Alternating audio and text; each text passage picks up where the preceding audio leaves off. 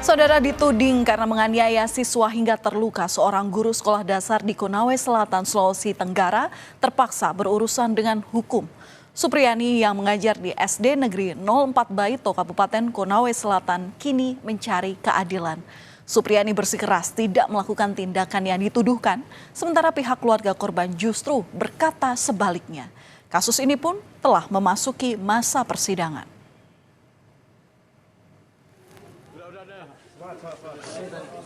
Bagaimana Bu? Ibu Supriyani, Ibu sehat Bu? Sehat Bu? Tangis Supriyani pecah setelah sempat merasakan 6 hari hidup di dalam tahanan. Supriyani akhirnya bisa berkumpul kembali bersama keluarga setelah penangguhan penahanan terhadap Supriyani diputus pengadilan dalam surat penetapan pertanggal 22 Oktober 2024 lalu.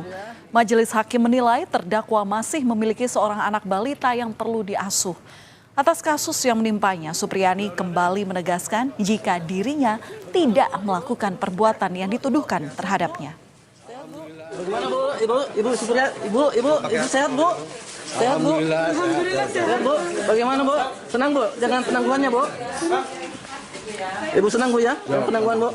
Ibu tetap tidak mengaku bersalah ya Bu? tidak.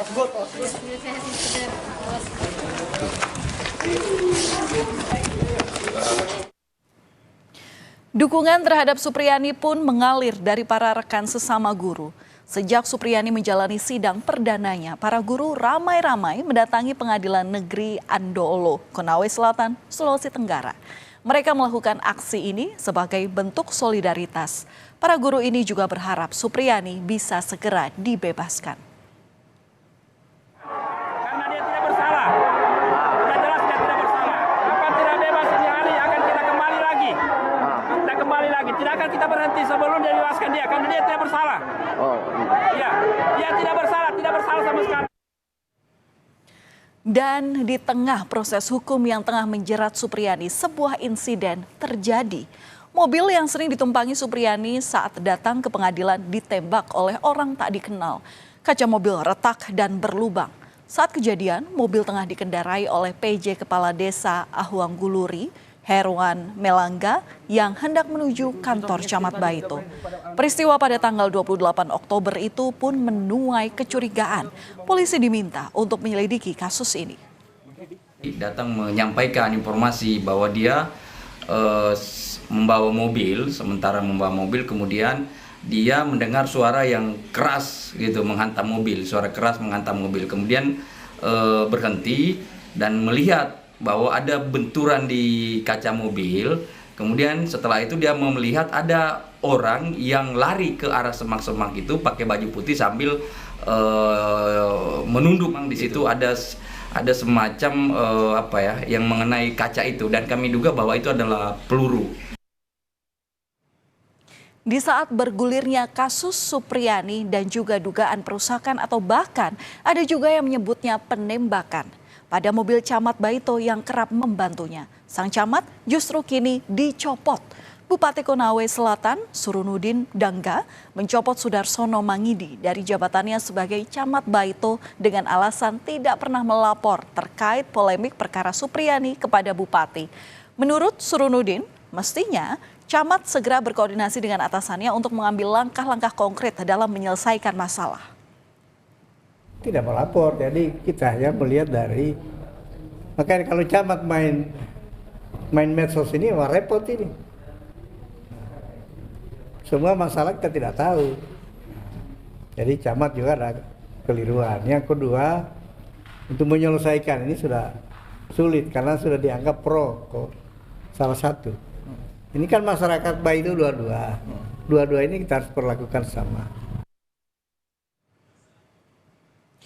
Dan kita kembali pada perjalanan kasus Supriyani. Saudara, Supriyani kini didakwa dalam perkara penganiayaan terhadap anak. Menurut pihak orang tua korban, awalnya sang ibu melihat luka di bagian belakang paha anaknya. Sebelumnya anak tersebut mengaku terluka ketika jatuh dari motor saat bersama dengan ayahnya. Namun belakangan sang anak mengaku kalau dirinya dianiaya oleh Supriyani yang merupakan guru honorer di sekolah anak tersebut. Namun keterangan berbeda justru disampaikan oleh Supriyani yang bahkan mengaku tak berinteraksi dengan korban karena mengajar di kelas yang berbeda. Hal yang sama juga disampaikan oleh pihak sekolah setelah memeriksa sejumlah guru dan siswa lain di sekolah itu. Tak terima dengan apa yang terjadi pada korban, orang tua murid yang diketahui merupakan anggota Polres Konawe Selatan Aibda Wibowo Hashim melaporkan Supriyani ke Polsek Baito pada 26 April 2024. Sementara polisi bilang sudah 3 kali melakukan mediasi antara kedua pihak namun tidak mencapai titik temu. Ayah korban pun bersikukuh menyebut Supriyani mengakui perbuatannya. Bersangkutan mengelak kembali sudah melakukan itu pada tahap proses penyidikan. Dan saya sampaikan, kalau memang tidak berbuat, kenapa waktu ke rumah kamu akui semuanya bahwa memang betul kamu melakukan itu. Dan saya tanya kembali ke pelaku, apakah betul kamu sudah akui? Apakah betul kamu melakukan? Sambil menangis itu dia bilang iya. Karena tidak ada kesepakatan damai, Supriyani kemudian ditetapkan sebagai tersangka pada 17 Oktober 2024 dan berlanjut pada persidangan yang dimulai sejak 24 Oktober lalu. Kini sidang pun telah memasuki tahap pemeriksaan saksi, antara lain dari pihak korban. Mendengar kesaksian korban di persidangan, Supriyana tetap menyebut kalau dirinya tidak melakukan penganiayaan. Sementara kuasa hukum Supriyani menyebut ada kejanggalan dari keterangan saksi dan tidak sesuai dengan isi berita acara pemeriksaan atau BAP penyidik. Semua keterangan dari saksi anak semua tidak benar. Tidak benarnya bagaimana? Tidak ada kejadian itu. Ada salah satu Bu yang sempat Ibu ingat tadi, yang sempat dijelaskan. Fakta bahwa pertama banyak keterangannya dalam BAP itu tidak sesuai dengan yang disampaikan di mana di persidangan tadi. Misalnya seperti masalah jam. Di BAP DAPA mengatakan jam 10. Itu kemudian di sini menyatakan lagi bahwa dia dipukul jam 8.30. Kemudian 2 anak tadi ada satu juga menyatakan lagi jam 10. Kemudian yang satu saksi tadi yang terakhir juga mengatakan tidak tahu. Padahal di kepolisian mereka sama-sama ini menyatakan bahwa jam 10.